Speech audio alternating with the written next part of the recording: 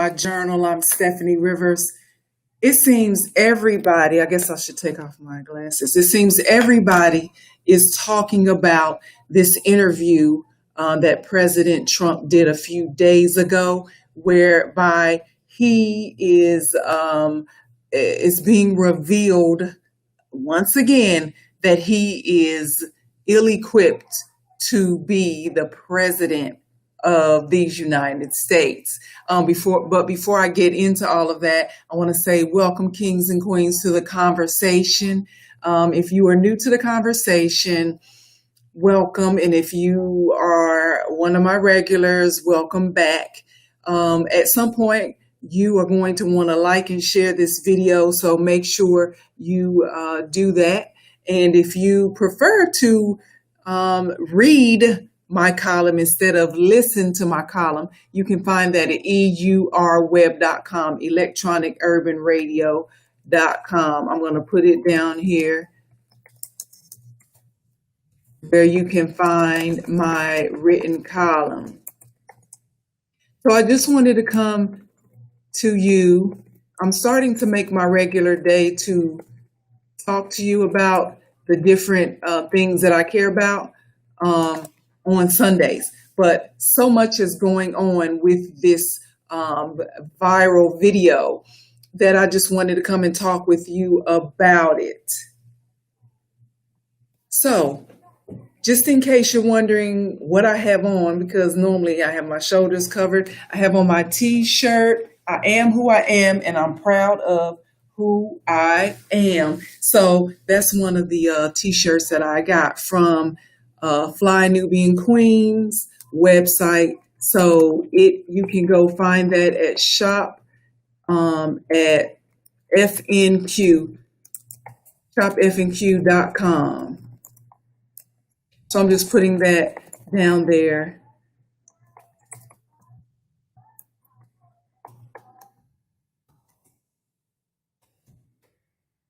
So shopfnq.com.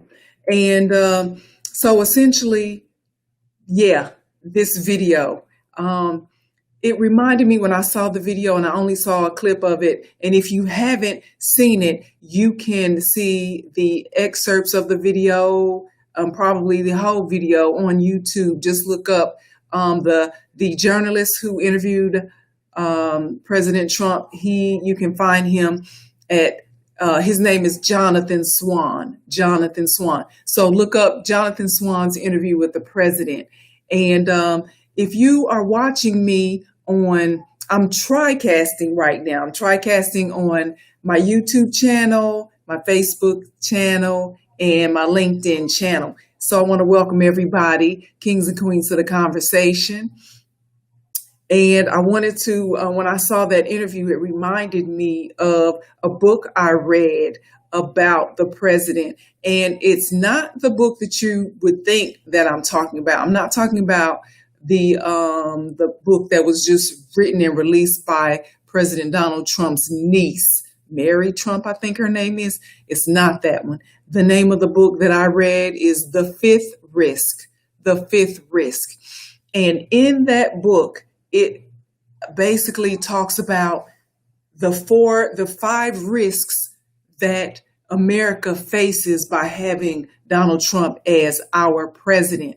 And one of the risks is that when he was elected, there's a process that you go through. You show up when you are elected, when you're about to take over a new job, when you have a team of people.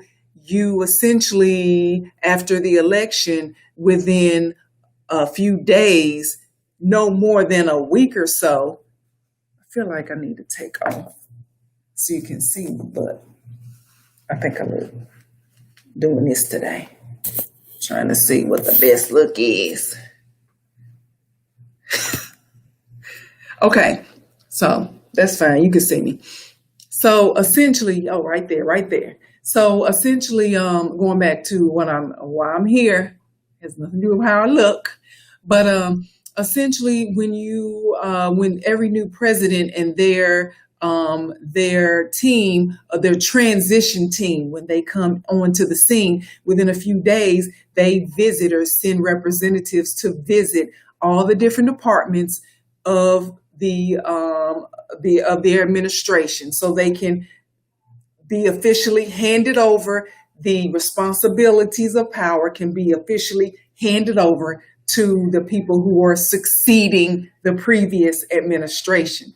Well, the book talks about how days passed, weeks passed, a month passed before President Trump or any of his people reached out to certain departments in the administration.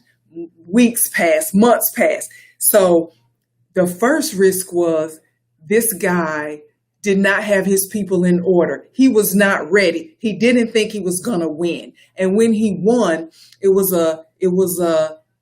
like when you experience something in a dream and it seems so real, but then you wake up and you're like, oh, I was dreaming, and you're still trying to figure out, did that really happen? Did it not happen? And so for a month, this dude was trying to figure out, did I really win? Did I not really, what's going on? And never really sent anyone to the briefings. I have a book right here. So let's say the briefing is, I'm going to meet you because I've been elected president and I'm coming to meet the people in charge of the Department of Interior, let's say. They have a briefing book. They give it to you. This is what we've been working on. This is what you want to, you can follow our directions or what we were working on, or you can do your own thing. But at least you need to have the book so you can know what it was that we were working on. Well, President Trump and his transition team never showed up to various departments. One of them was the Department of Interior. The other one was the Department of Energy. They didn't know what these departments did. They underestimated the importance of the foundation of what these departments did for the overall United States, as well as what they did in relation to the world order. And so they didn't feel it was necessary to show up. And when someone did show up, they essentially didn't look at the book. They didn't look at the book. They were like, oh, okay, thank you. Put it to the side. And where a briefing might supposed to have been an hour, let's say, they spent 30 minutes. So so that was the first risk. And I'm just going off of memory as far as what I remember about the book and the details of it. But the first risk was they didn't come into it with any sense of urgency, with any fervor, with any focus, with any commitment.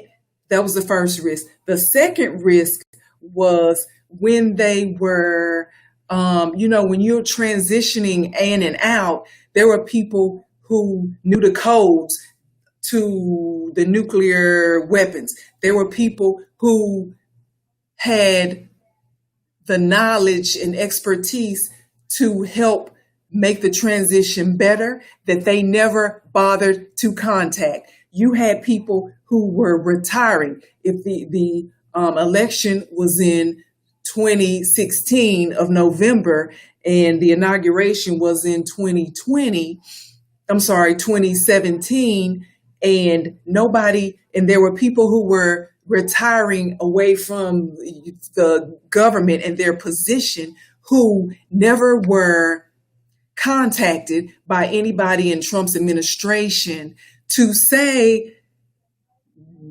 get the information from them. They're like walking away forever, been there 30, 40 years, walking away forever with nobody even asking them, now, how do you unlock this computer? Come on now. That was the second one. And there was another instance, it was like multiple instances, but there were other stories about how the way that President Trump went about choosing people to run certain divisions. Now, we know based on like a couple of months ago when there was a hurricane and the National Weather Service, and Trump came up with his own map, or he used the map and put his own little dots and stuff on the map when he had no idea. He was not going off of the official information from the National Weather Service. So this book, The Fifth Risk, was talking about how the president was going to put in charge of the National Weather Service, or the department that is over the weather service. Like, the weather service was a smaller umbrella under this bigger umbrella. The president was going to put in charge of that a for-profit company that sells weather. I can't remember the name of the company. But he was going to take the owner and put that owner in charge of something where his company was going to profit from it. He was going to put in charge people who didn't have the expertise, or if they had the expertise, didn't have the background in that area. So his whole reasoning behind choosing certain people to cover certain departments was based on them giving money to his campaign. And we already know, what's the lady in the Department of Education, Nancy DeVoe. We know her husband, Amway, they gave a lot of money. Now she's Department of Education Secretary. We know a lot of based on the impeachment hearings, a lot of the people who he devoted to being ambassadors were people who just gave a lot of money to his campaign. So that was another risk. You've got a guy who doesn't show up and officially take over or find out what's going on in certain departments. He's trying to shut down certain departments without understanding what it is they do. 1, 2, he's putting people in place who have no expertise in the field. They just like him and they gave him a lot of money. So now you can run this department. 2, what was the other one? They talked about in The Fifth Risk, the book, that when he was running for president, he was so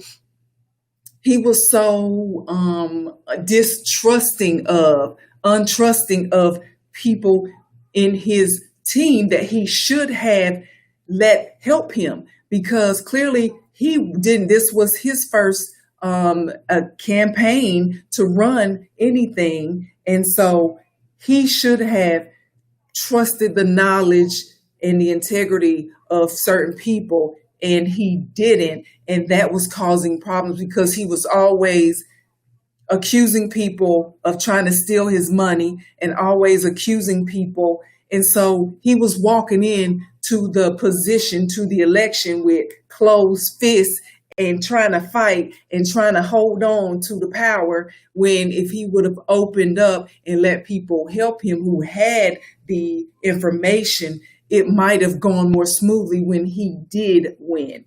So that was 1, that was 2, that was 3. I think I went over the 4 risks, but at any rate, the 5th risk, what this book is talking about is, in addition to all those things being terrible, being detrimental to how the United States runs and how people, other countries perceive our process, the 5th risk is when the president doesn't even know how inadequate he really is, when the president doesn't even know how inexperienced he is, when the president doesn't realize how out of his lane he really is. It's like, it's one thing to be sick. It's another thing to not realize how sick you really are. You might be sick, but it's important to know if you only got a month to live. That's different than being sick. He is so inept at what he's supposed to know and do, that's the biggest risk. That's the fifth risk that we in America are dealing with. So when I saw this video of President Trump being interviewed by journalist Jonathan Swan, one, what it said to me was the president is searching for a media ally because he clearly is reaching for somebody to be his media friend right now, because even Fox News has started to be more, and I wouldn't even say more critical of the president. I would say have more of an unbiased journalistic view of in how they portray the news, how they give you the news. They are more willing to say things that are not in the best light of the president just because they're journalists and that's what you're supposed to do. So President Trump is, and now President Trump is now letting, and I want to use the word no name, but he's reaching out for people and giving them the opportunity to interview him. And he's hoping for somebody to see him in a favorable light, even though the way he is presenting his information realistically is not going to show him know what the hell he's talking about. Okay. He's holding up a whole bunch of papers. Look at these graphs with color charts on them. Look, we at the bottom, so that means we at the top. No, you shouldn't look at it like that. Telling the man how to look at his information. Why don't you just questions and let it be what it is? I mean, if it's not favorable. I mean, there's no reality is something's not going to be in your favor, but how you handle it. Not how you handle yourself when everything is going great. It's how you handle yourself under stress, under pressure, when things are not going well. And he clearly is not a person who handles himself under pressure well. He doesn't do that. And so that's what I saw in that interview. He's searching for a media ally, and then he's going to bully his way through an interview when it's not going his way. I'm surprised he didn't get up and walk out. And so the fifth, and now we're dealing with people dying. And I've been listening to information that says there is a cure for coronavirus, but of course people want to monetize it, so they're going to let people die. If it means they can monetize it, then so be it. That's what I've been told. And so he's in a position where the general election, his re-election campaign is up. It's less than 100 days before we vote, and so he's grasping for whatever he can look favorable, and he's got his back against the wall. His back is against the wall. He ain't nowhere he can go. So he is having a problem now. A lot of his normal are not coming to save him. A lot of his detractors who are deflectors, maybe that's a better word, people in front of him, boxing for him, they're not there because they do see that we are in a situation where we can't afford to prop somebody up and let everything else to the wayside. I suggest that let me put down here.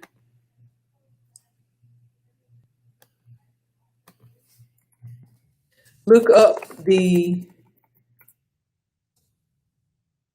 interview the president did with journalist Jonathan Swan. Because I could play it here, but I don't want them to take down my video because I didn't get permission and all of that. So anyway, it's easy for you to go see, and I'm sure you've seen it time and time again.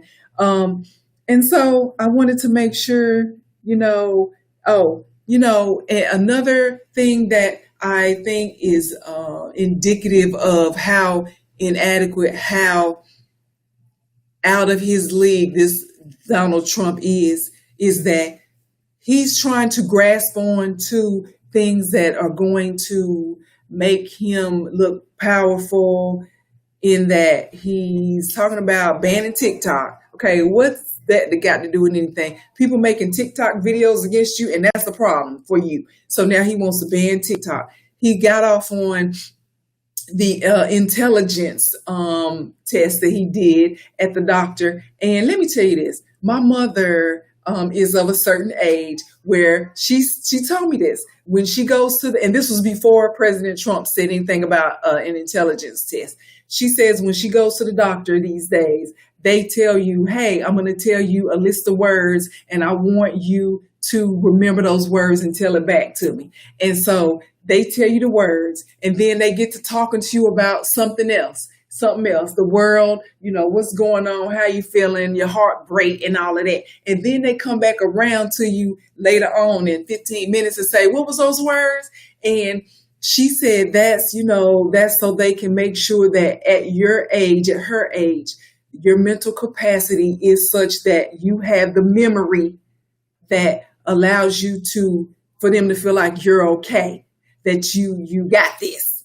And so she told me that months ago, that in her friends who are also of that certain age, now everybody's going to the doctor and getting this same test. So now the president comes up and he's so elated that he passed the test where he could identify an elephant, or he could remember some words. Okay. And that's like what everybody does. They do that to everybody. So you're no better or worse than anybody who's 70 something years old, man. That's just what happens when you go to the doctor at 70 something years old. Okay. So the fact that he was so elated that he could remember some words and some phrases, that tells me that says more about him than having to remember, that he thinks that's such a big deal, because everybody's going through that. First of all, so he's talking about TikTok. He's talking about passing a elephant test. He's trying to grasp for Confederate statues and how we need to save those, because he's trying to see what is it that I'm going to throw out there that's going to make people refocus off of 150,000 people are dead from COVID. Ain't nothing, dude. Ain't nothing, especially because my friends and family are at risk. Their friends and family are at risk. So there's nothing that you're going to do except for to make it right, to test more, to find out, get a vaccine. And that takes time. If there is a cure, go on and put the cure out there and quit trying to monetize everything and make it work in your favor. That's what might make us forget about your inadequacies. And it is just, the latest is moments earlier, the president was at some event and he mispronounced Yosemite National Park as Yosemite. Now, first of all, before you get up in front of a bunch of people and start saying speeches, you might want to look it over and make sure you understand how to pronounce everything. First of all, that's just common sense 101, speech 101 preparation.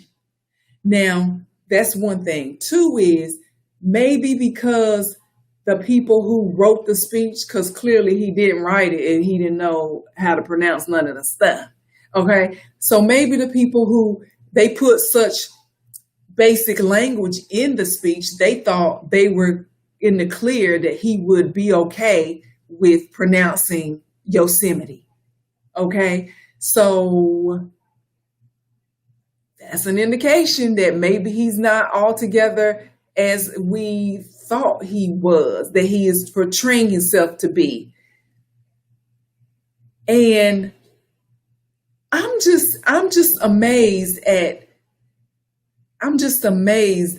the every week, at least, if not every other day, there's something that confirms, that indicates that Lil Don Juan Trump should not be president, should have never been elected president, and probably is not going to. There's more people now who feel like that too, and probably he's going to be a one-term president.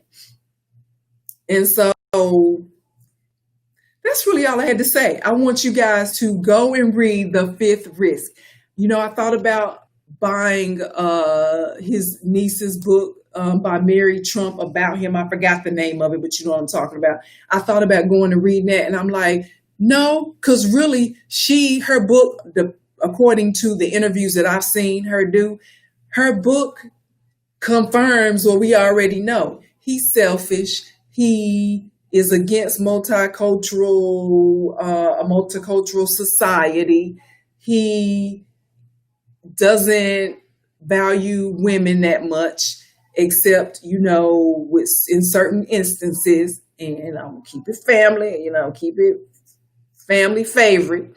So at any rate, there's just some things that she said in the interview that she said is in the book that we already know. So ain't no need for me to read it. But this book, The Fifth Risk, go ahead and get that book. And so that's it. To find out more about the things that I care about, you can go to the written version of my journal. It's at eurweb.com. And if you want to get some t-shirts like the one that I have on, I am who I am and proud of who I am, you can go to shopfnq.com. And if you want to get some biceps like I got, you got to go to the gym for that. You got to go outside and run for that. You have to go eat right for that. You got to drink plenty of water for that. All righty. Thank you. And you have a super